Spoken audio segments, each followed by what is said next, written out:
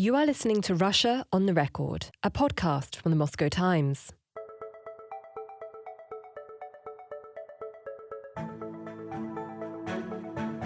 In this episode, we're going to take a look at Russia's presidential election. In particular, we're going to explore the lack of transparency in the procedure and how Russians are trying to fight back against this corruption. But first, let's look at this week's headlines. One of Alexei Navalny's most high-profile allies, Leonid Volkov, was attacked with a hammer outside his home in Lithuania, after which he was briefly hospitalized. It was not immediately clear who the assailants were, but Lithuanian intelligence said Russia likely organized the attack.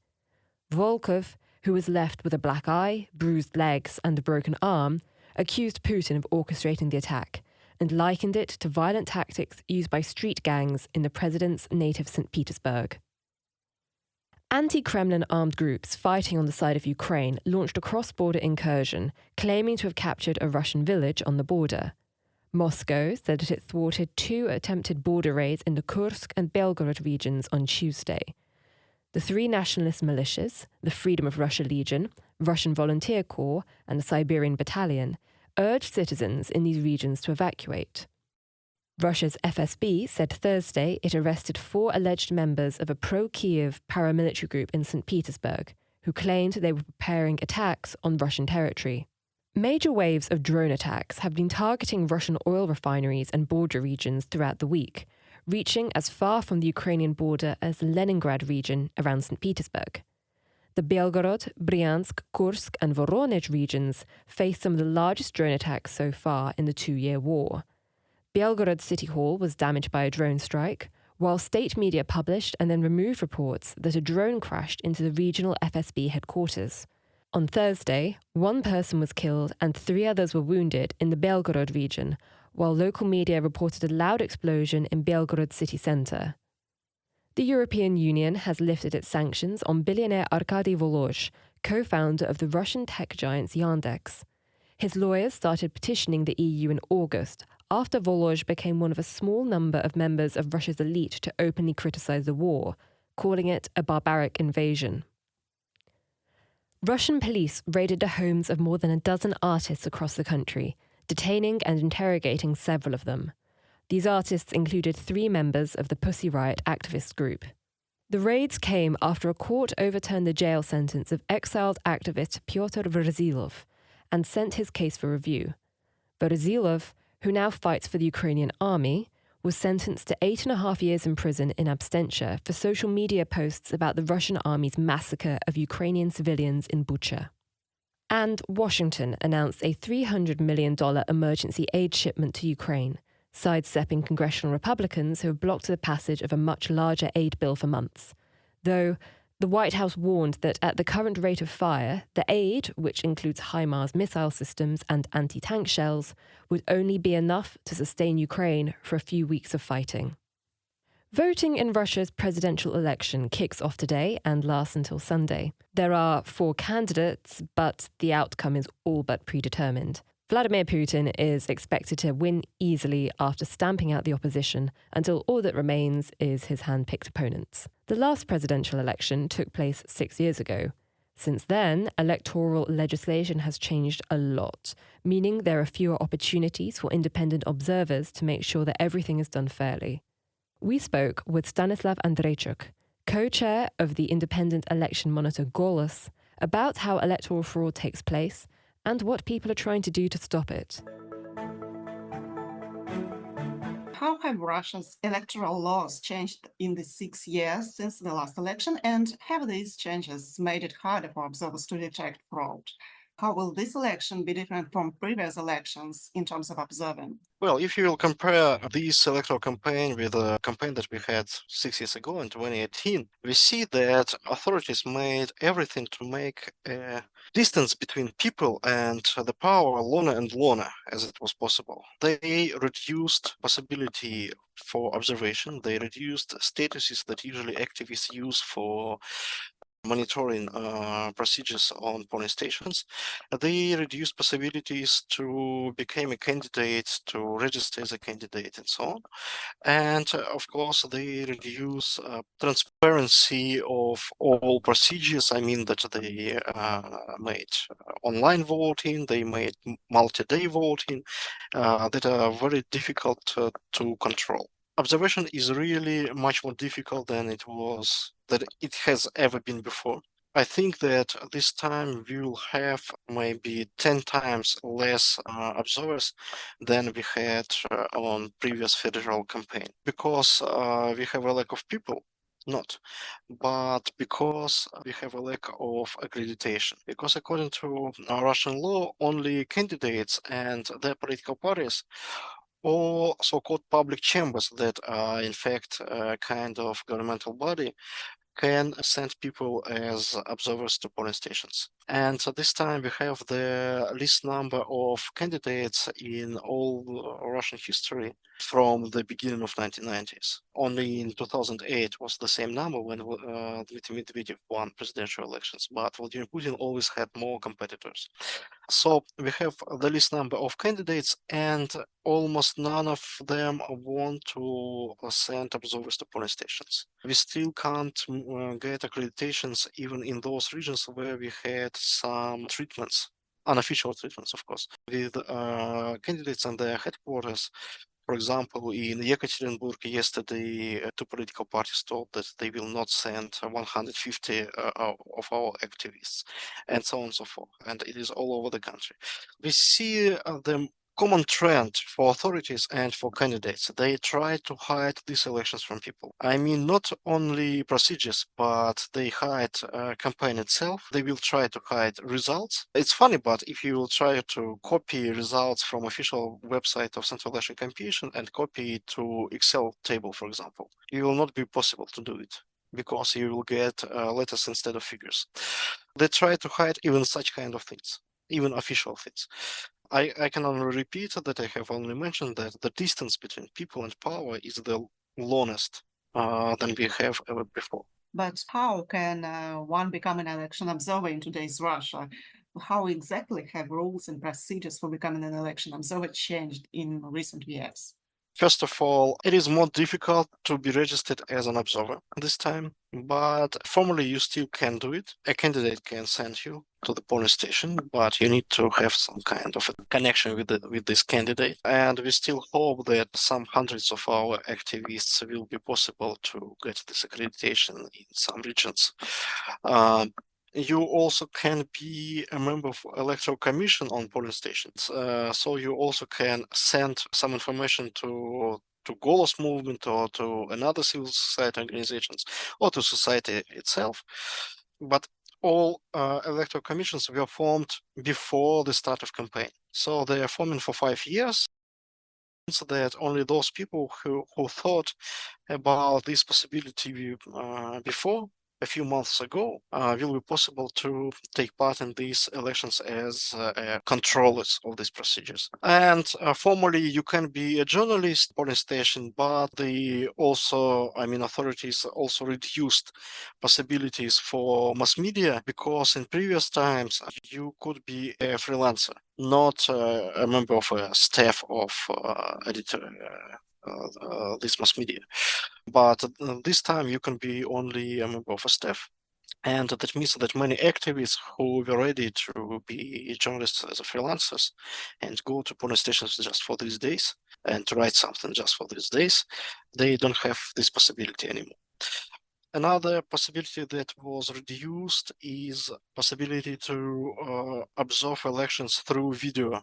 That is from polling stations. In 2012, and Vladimir Putin, who was initiator of it, told that his idea was that everybody sitting on his sofa at home can watch any polling station and to be sure that everything is okay. This time you can't do it. They tried to do it, got a lot of scandals because people really understood what really happens. And this time you can't You will not have a possibility to watch this video even in those polling stations that video cameras will be. What else? You see that possibility is not so high, is not so big, but you still can make a long-term observation. Not on the polling stations, but during the whole campaign. That is also very important because it sometimes answers to many questions about what really happens on these elections, even before voting days.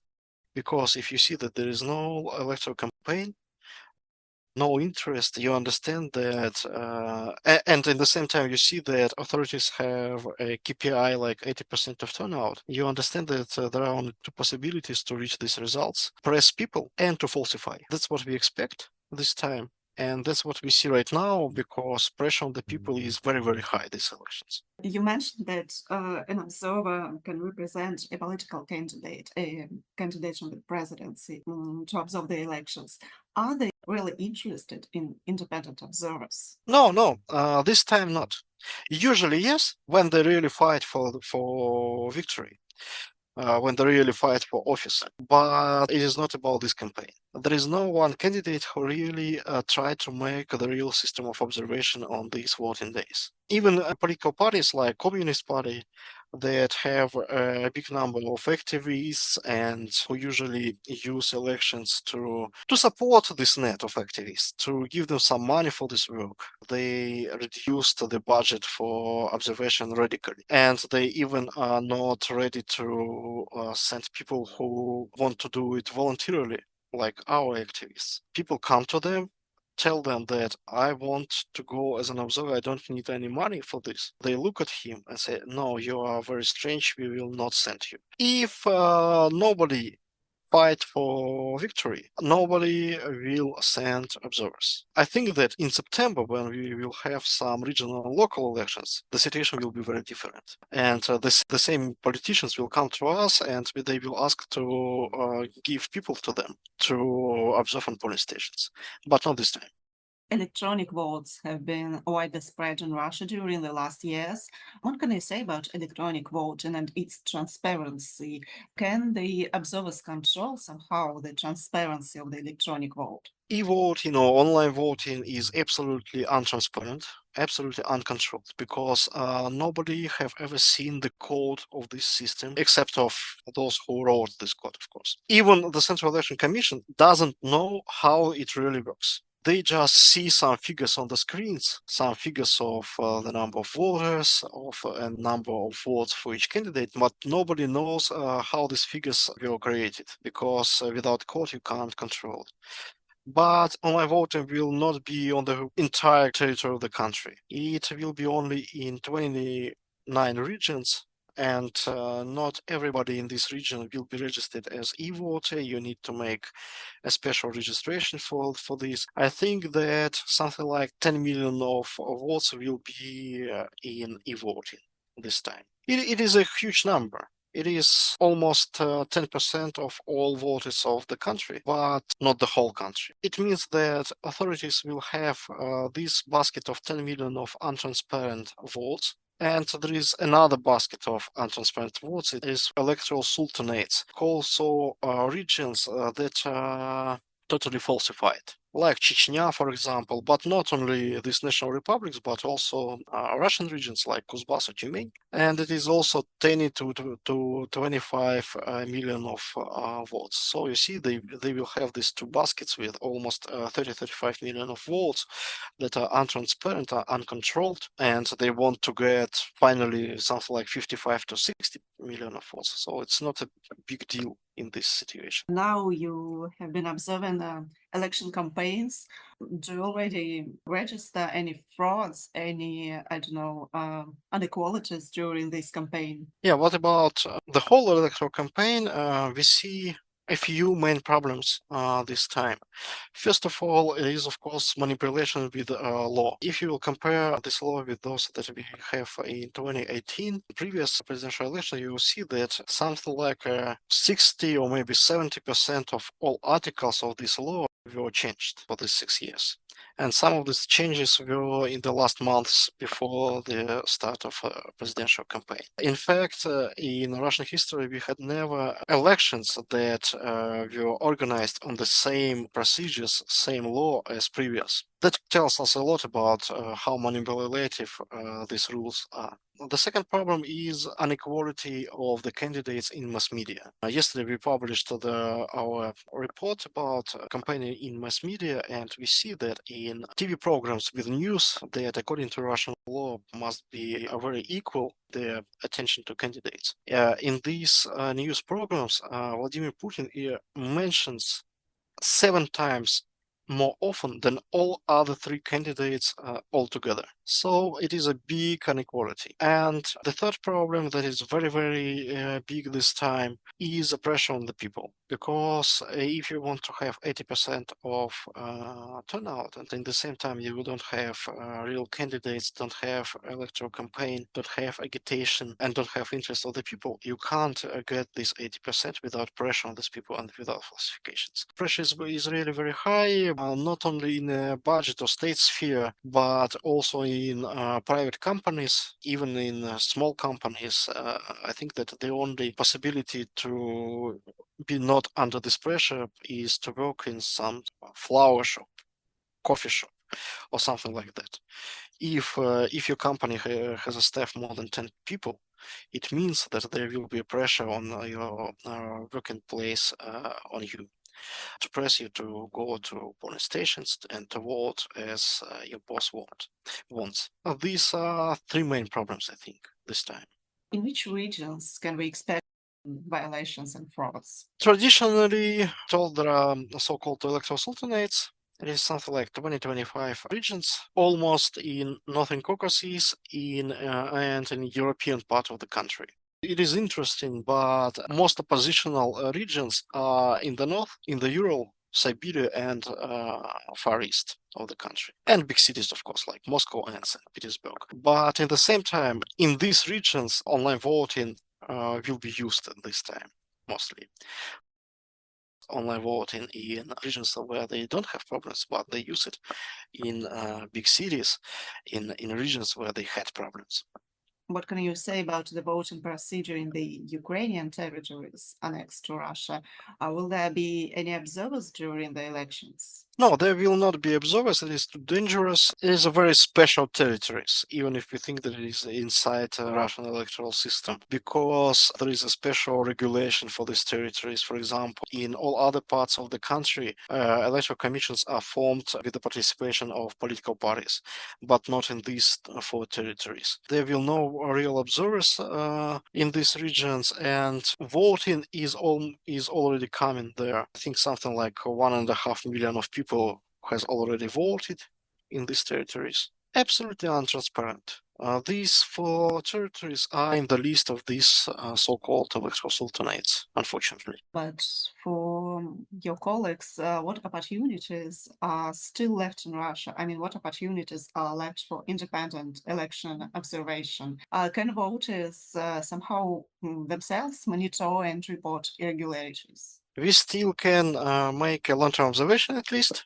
That answer a lot of questions, in fact, even about voting days. But of course, it is more difficult to observe voting days because of these problems. But I hope that some people will be possible to get accreditations. And we have something like a few hundreds of members of electoral commissions all over the country that will also work on these elections and polling stations. So we hope that we will get some information from them. But we also can use statistical methods for analyzing the official results that usually shows the number of falsifications. They really works these methods. And I hope that maybe we will be able to record some videos from polling stations, official videos, and analyze it. But I still don't sure that it is possible. So, and can voters themselves monitor and report the irregularities? No, in fact not, because they don't have enough rights for it. If you're an observer, you can only come to polling station, get your ballot, vote, and put your ballot in a ballot box, and that's all. So you can spend something like 10 minutes on this polling station. You will not see anything. You can watch documents and so on. You can't observe the procedure of counting of votes. Nothing. Almost nothing. That's all for this episode.